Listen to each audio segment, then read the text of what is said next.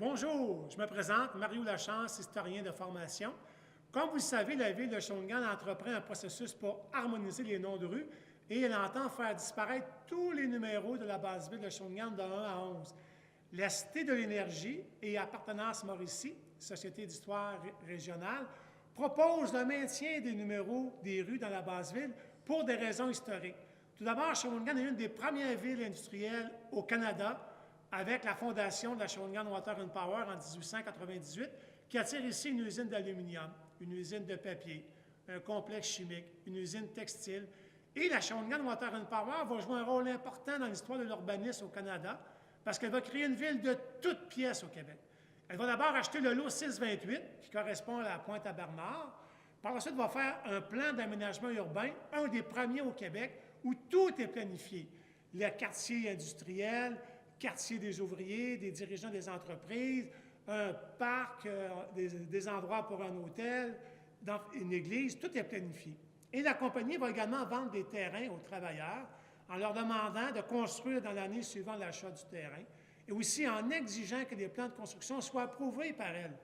Depuis, la compagnie va participer à la construction de bâtiments. L'auberge Cascade Inn en 1900 va également participer à la construction d'un premier aréna en 1910, de l'école technique en 1912, une des premières au Québec, et de l'hôpital Joyce sur la rue des Arabes en 1916.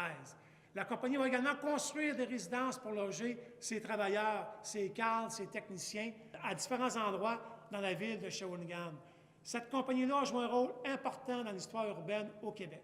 Le rôle de Shawinigan dans l'histoire de la planification urbaine au Québec a été reconnu par de nombreux experts, dont ceux de l'UQTR, qui ont publié de nombreux articles dans des revues d'histoire et de géographie. Mme Phyllis Lambert, qui est reconnue pour son expertise à travers le monde dans la mise en valeur du patrimoine urbain, a présenté une exposition en 1996 qui montre tout le rôle de Shawinigan dans l'histoire de l'urbanisme au Québec. Elle a même produit un volume où Shawinigan a une place de choix.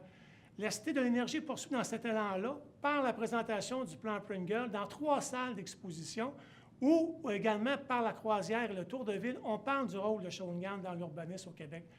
Le conseil municipal a fait des efforts méritoires dans la mise en valeur du patrimoine et on les incite à continuer dans ce sens-là, à maintenir la numérotation des chiffres dans le bas de la ville.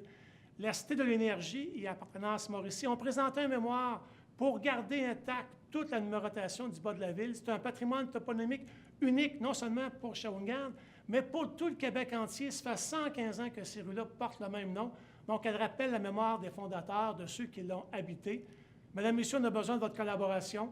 On vous incite à écrire par la poste ou par courrier électronique à votre conseil municipal pour le maintien de la numérotation. Pour les générations futures, il faut maintenir cet héritage. Merci de votre collaboration.